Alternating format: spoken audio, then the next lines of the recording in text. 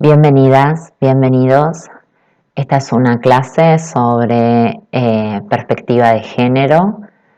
Yo soy Yamila Balbuena, soy profesora de historia, me especializo en estudios de género desde hace muchos años, desde la docencia, desde la investigación y desde la extensión.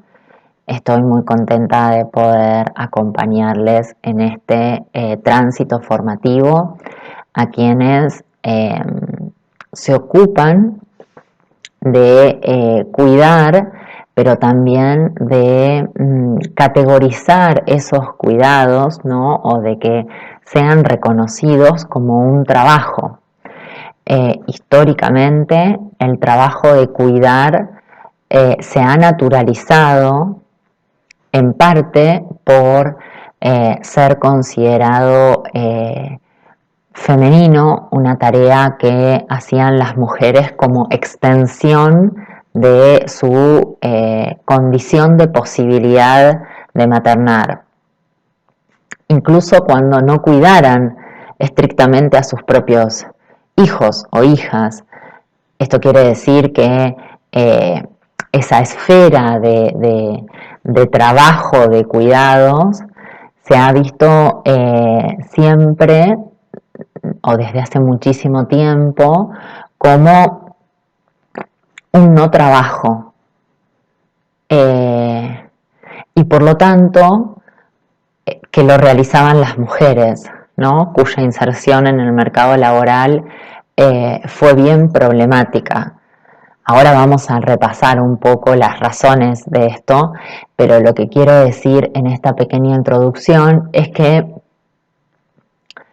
formarse, reconocer que los cuidados implican una reflexión, un conocimiento sobre, un saber hacer, la posibilidad de profesionalizarse, de estar regulados como cualquier otro trabajo formal, es parte del devenir actual en el cual los estudios feministas y de género han conseguido que estas demandas, que han sido demandas históricas de las mujeres, estén siendo escuchadas.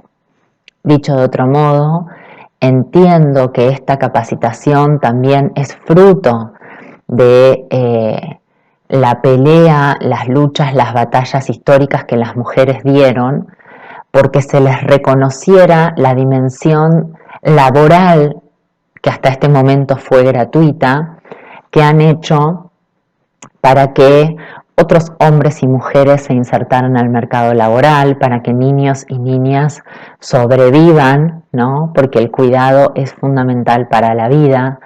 Entonces me parece muy importante pensar este momento como parte de esta genealogía y que esta clase lo que vincula es la posibilidad de pensar desde una óptica que nosotras le llamamos perspectiva de género, que puede servir como un anteojo, ¿no? Por el cual filtramos los conocimientos, nuestra propia experiencia, la vida cotidiana, desde una mirada nueva, diferente. Muchas veces, como pasa con una perspectiva nueva, lo que nos genera es rechazo, ¿no? Por desconocimiento o porque nos suena a algo que no estamos acostumbrados o acostumbradas, nos genera incomodidad y bueno, estamos haciendo este tránsito para poder caminar juntas y juntos sobre esas incomodidades que nos puede generar algo que desconocíamos o algo que en cierto sentido o en muchos sentidos revoluciona la mirada que teníamos hasta este momento sobre distintos aspectos, ¿sí? Puede ser las identidades, pueden ser los trabajos, distintos aspectos y en diferentes planos. Hay una dimensión que es la dimensión personal individual, pero después hay otra dimensión que es la colectiva. Entonces, a mí me interesa que de esta clase ustedes se lleven la idea de que más allá de la dimensión personal, que incluye lo que siento, lo que pienso, lo que reflexiono y cómo me identifico, existe una división estructural, ¿sí? Existe una división social que organiza a las personas en el sistema en el que vivimos en la actualidad, a nivel planetario y a nivel local, y que las organiza en base a una jerarquía. Es decir, no en un plano de igualdad, sino en un plano de escalonamientos. Y que esas jerarquías son ordenadores, dispositivos que funcionan en la medida en la que cada persona cumple su rol, su función, está en el escalón que le fue asignado. Hay asimetrías, que es otra forma de hablar de jerarquías, que son por clase, quizás son las que más conocemos, por raza, que es una palabra que nos puede sonar a vieja, pero el racismo es una dimensión de nuestra actualidad y es un rasgo estructural, por etnia, que si bien se parece a la dimensión de raza, no es exactamente la misma, porque refiere a aquella identificación, por ejemplo, en nuestro territorio, a los pueblos originarios, pero no solo a los pueblos originarios que viven en comunidades en las zonas rurales o alejadas de las grandes metrópolis, sino aquellas personas que pueden vivir en la gran ciudad y de todos modos identificarse como huichíes, cholas, mapuches, y una de esas matrices que ordenan nuestra sociedad es la de género. Como ustedes pueden deducir, estas matrices, si bien yo las puedo enumerar, ¿no? y explicar analíticamente por separado, no funcionan por separado. No están en territorios estancos, sino que están interrelacionadas. Y muchas veces interrelacionadas de una manera que en conjunción generan más opresión o desigualdad. Esto pasa en el caso de las mujeres, que además de ser mujeres, cuando se combina con esas otras variables, pobres, marrones, de identidades menospreciadas o estigmatizadas, como puede ser la comunidad afroamericana o las comunidades originarias, viven una segunda, a veces hablamos de doble o triple, ¿no? Sensación y realidad, ¿no? De opresión. Ustedes van a leer en el módulo que tienen por escrito, en el cuadernillo, algunas definiciones e ítems importantes a tener en cuenta en relación a de qué estamos hablando cuando hablamos de género. Hay una larga historia para pensar esta definición. Yo voy a intentar hacerla breve porque el tiempo nos apremia, pero de lo que se trató durante mucho tiempo, sobre todo para las mujeres, que fueron las que más perjudicadas se veían por este ordenamiento, fue pensar y en cierto sentido desmantelar, ¿no? Mostrar lo artificioso de este ordenamiento, señalando que las razones que se daban para que las mujeres no estén en la misma situación que los varones eran razones argumentadas, basadas en la biología, pero que en realidad no se desprendían del dato biológico, sino que utilizaban ese argumento para aspectos de la vida que no tenían que ver ni con lo natural ni con lo biológico. Para dar un ejemplo, que las mujeres tengan la posibilidad de dar a luz y de ser madres, no significa que la maternidad puede ser una imposición, porque si no seríamos como robots o incubadoras con piernas, ¿no? Ahí hay una persona que tiene que poder elegir si quiere o no quiere ser madre, independientemente de que tenga condiciones físicas que la habiliten para hacerlo, porque las condiciones físicas no son una condición sine qua non para, son una posibilidad, son una habilitación, pero como muchos y muchas de nosotras sabemos por experiencia propia o por la misma vida, un hijo o una hija es un proyecto, ¿no? Es una decisión. Bueno, este es un aspecto. Hay otros, ¿no? Durante muchísimo tiempo las mujeres no accedían a una educación al igual que los varones, y las causas, las argumentaciones, ¿no?, que se daban para que las mujeres no accedan a la educación son similares, ¿sí? Están basadas en justificaciones del mismo tipo. Entonces,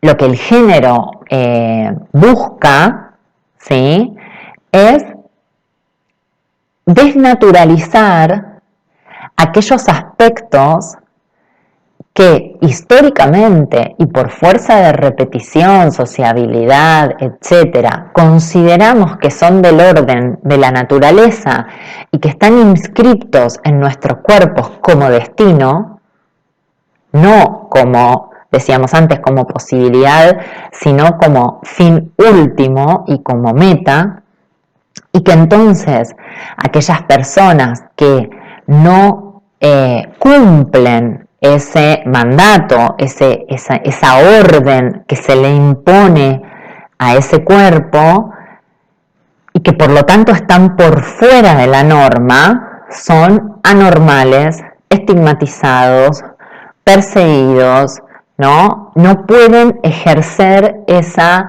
plenitud del ser que es, digamos, que está en nosotros, en nuestra condición de humanidad, y la lucha que han llevado adelante históricamente tiene que ver con eso, ¿no? Tiene que ver con pensar ese lugar al que muchas mujeres han quedado relegadas como un lugar impuesto por el poder, con justificaciones biológicas, pero que en la medida en la que una podía construir argumentos y prácticas concretas que mostraran que ahí había una ficción de realidad y no una realidad en sí, era posible de ser modificado. Es decir, lo interesante de este dispositivo de control, ¿no?, como dice Foucault, de estos adoctrinamientos sobre cuerpos dóciles que tienen como un guión escrito de qué es lo que se espera de ellos, si nacen varones, si nacen mujeres, Después vamos a hablar de otras identidades, ¿no? Porque inicialmente esta plantilla, esta organización, este paradigma, concebía solo o estaba basado solo en una organización binaria. Cuando decimos una organización binaria, estamos diciendo dividida a la humanidad en dos, machos y hembras, mujeres y varones, femenino y masculino, ¿no? Que son dos polos de un ser que no se piensan, al menos no desde esta estructura social organizativa, como complementarios, ¿sí? Como bien podríamos pensar en otras dualidades de la naturaleza, ¿no? El día y la noche, el sol y la luna, bueno, y que está presente en otras cosmologías ancestrales, por ejemplo las originarias, o por ejemplo algunas cosmovisiones africanas, pero que en este caso no funcionan como dos, digamos, un par que se complementa, sino que son antagónicas. Es decir, que en este ordenamiento se le da un carácter a uno de estos polos que es contrario y contrapuesto a las características que se le va a dar al otro. En esa definición, si los varones representan el poder, la cultura, el conocimiento, el raciocinio, esas características no podían ser compartidas por las mujeres. Y las mujeres quedan relegadas antagónicamente, dicotómicamente, en una serie de preceptos, de esquemas a priori que tienen que ver con lo contrario a esas características. El mundo privado, el mundo de las intuiciones y de los afectos, la debilidad, ¿no? Lo contrario de la fuerza, lo contrario de la razón, lo contrario de la cultura.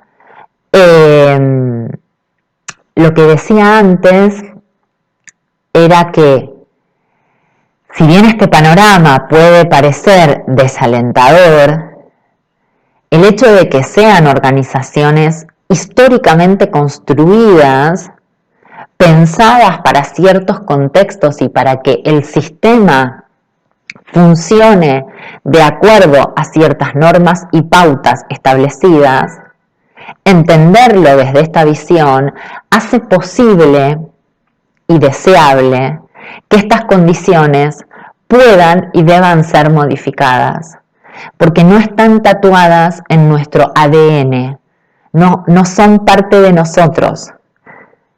Y por lo tanto, a través de conductas culturales, leyes, prácticas, podemos modificarlas. Esa es una dimensión que me interesaba subrayar. La otra cuestión que tiene que ver con algo que también se vincula al trabajo de los cuidados y que me parecía importante resaltar por esto mismo, en esto que les decía de las peleas que han dado las mujeres y las feministas a lo largo de la historia, hay un concepto que es clave, que es el concepto de autonomía.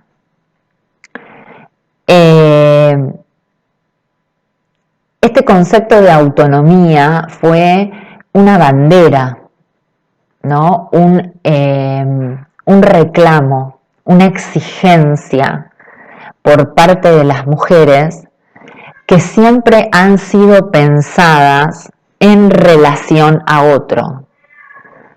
Es decir, no como seres plenos, sino como seres incompletos, que eran, digamos, completados a través de la maternidad, el matrimonio, como instituciones, no como experiencia singular y subjetiva, ¿sí? Ahí es mi gato que va a saltar.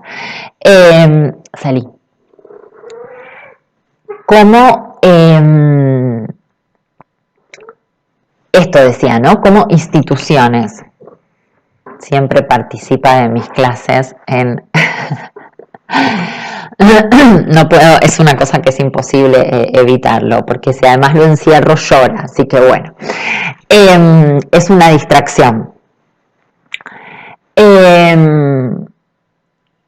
Las mujeres que han sido pensadas por fuera de la categoría de sujeto y por fuera de la categoría de ser, y que entonces podríamos repasar minuciosamente por qué muchas mujeres aún hoy no pueden sostener sus decisiones o les cuesta ser conceptualizadas como personas responsables con derechos y obligaciones como cualquier otras personas. Tiene que ver con esta historia, ¿no? Tiene que ver con esta imposibilidad de ser pensadas como sujetos autónomos. La autonomía, digamos, si bien no resuelve por sí sola, sí es un paso previo y necesario para el desarrollo en plenitud, que podemos decir del ser, pero que también podemos estar vinculándonos a la ciudadanía, ¿no? A la democracia. En el caso particular de su trabajo,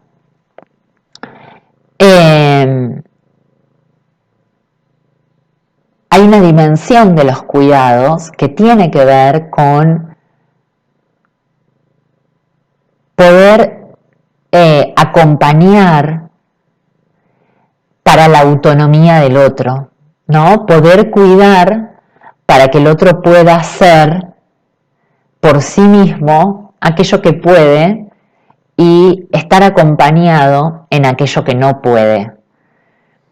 Porque la autonomía nunca se piensa, digamos, tampoco de manera separada, ¿no? Sino que están relacionados con otros conceptos o ideas como la codependencia, la responsabilidad, la ética. Entonces me parecía interesante pensar y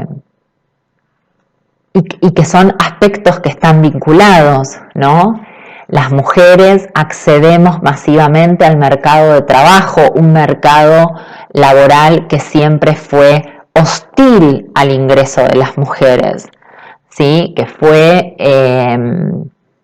expulsivo de la continuidad de las mujeres a lo largo y ancho de los años dentro de ese mercado laboral. Entonces accedemos por la puerta chica, por la ventana, y accedemos en trabajos, en labores los peores remunerados, los menos formales o establecidos, reglados por protecciones del derecho, incluso sindicalizados, los menos sindicalizados, pensando la sindicalización como una condición de protección, ¿no? En este panorama, estas ramas a las que nos insertamos las mujeres son las ramas que se desprenden de ese estereotipo que hablábamos antes de lo que significa ser mujer o varón para esta cultura, ¿no? Femenino, masculino, y que tiene que ver con esa explicación en base biológica de la desigualdad. La desigualdad nunca es biológica, siempre es social, porque no hay en la naturaleza las características de los animales no los hacen desiguales, sino diferentes. La diferencia no hace a la desigualdad. lo que hace a la desigualdad tiene que ver con aspectos es como si uno pudiera, pensando en un metegol, ¿no? Si la cancha está inclinada, bueno, es fácil pensar por qué la pelota siempre entra. Esto es un poco en ese sentido, ¿no? Nuestra arena social, cultural, histórica, económica, política, no es una cancha igualada, está inclinada. Y nuestra labor es hacer primero visible esa inclinación a favor de quién y en contra de quiénes, para poder ir de a poco igualando. La educación es una igualación, ¿no? La formación, la jerarquización de esos nichos feminizados de trabajo en los que se insertan las mujeres, también, ¿no? Entonces, decía, ¿no? Planteando este panorama, y con esto quiero cerrar, de que estos aspectos que yo estoy resaltando de la teoría de género, que es una teoría muy inmensa y plural, yo digo que es un árbol de muchas ramas y imposibles sintetizarlas en estas breves palabras. Lo que busco es poder arrimar estas definiciones, estas miradas y estos posicionamientos al aspecto que hoy nos convoca y por el que vamos a seguir encontrándonos en los foros de intercambio, que es la perspectiva de género, ¿sí? Entonces, en esta,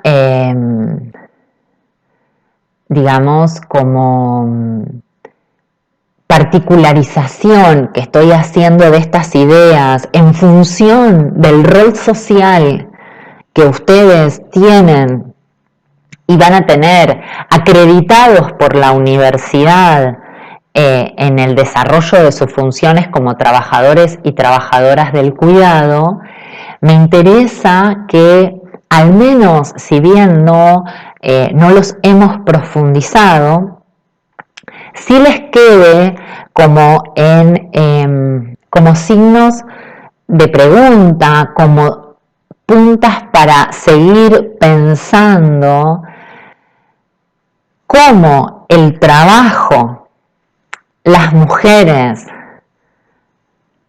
los que juntos harían como el trabajo feminizado, se vincula con los cuidados históricamente considerados no trabajo, ¿no? Dentro de la esfera reproductiva y no de la productiva, desconociendo, invisibilizando el trabajo invisible y gratuito de las mujeres y la autonomía que la posibilita el cuidado, pero también el salario, y que fue negada por definición a las mujeres, se vinculan en un todo, ¿sí?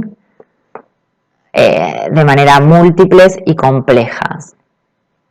Ustedes van a ver que en la bibliografía nosotras y nosotros hablamos también de identidad sexual y del campo de la sexualidad, que junto con el género, y hay varias teorías de género que lo problematizan, van a minar esa idea de el binomio, ¿no? Lo que yo les decía antes, de varón y mujer, y van a pensar que así como se ha construido nociones, ideas y mandatos muy claros muy claros sobre qué es ser varón y mujer y qué no es serlo, entonces si vos querés ser varón tenés que ser una cosa y si querés ser mujer tenés que ser otra, en esa misma construcción lo que se ha hecho es invisibilizado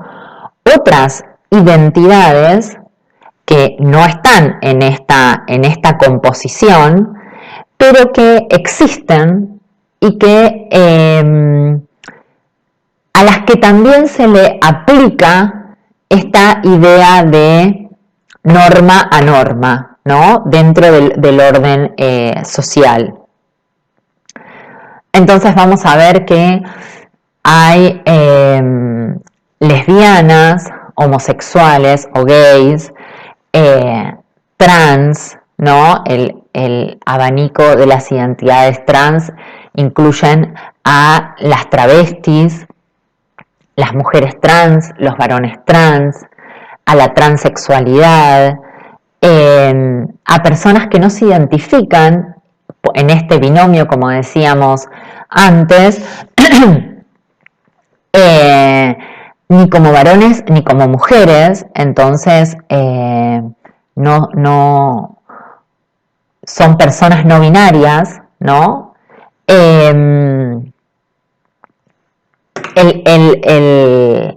Esa caja de identidad, por suerte, está abierta, ¿no?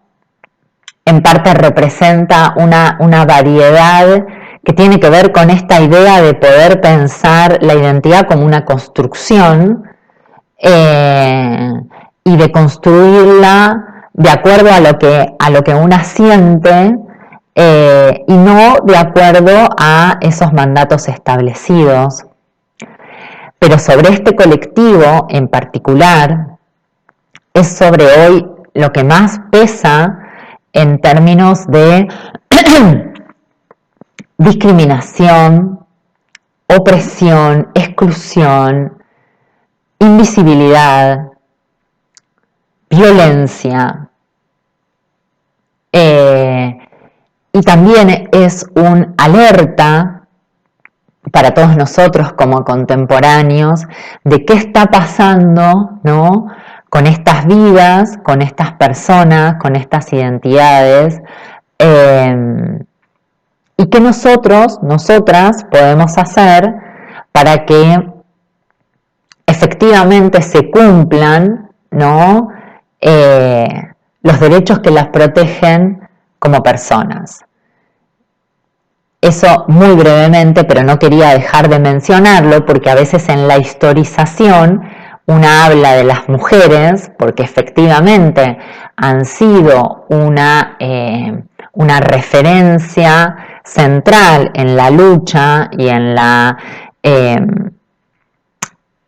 cómo hemos ganado terreno sobre estas ideas, pero este colectivo también lo ha sido quizás sobre otros temas, otras formas organizativas dentro y fuera del feminismo, pero en la particularidad me parece importante resaltar que hoy en muchos aspectos ambos colectivos están juntos en su pelea, en su, digamos, activismo contra el patriarcado, que es el sistema con el que empezamos esta clase, que ordena y jerarquiza, que establece qué vidas valen y cuáles no, qué prácticas valen y cuáles no, qué trabajos van a ser los mejores remunerados y cuáles no, y que es un sistema que desde estos colectivos, ¿no? se vuelve prioritario desarmar, deconstruir y pensar que otro mundo, ¿no? Otra vida es posible. Bueno, hasta acá nuestra primera clase o nuestro primer encuentro en relación al género. vamos a seguir nuestro intercambio en los comentarios, las dudas y las preguntas por el foro.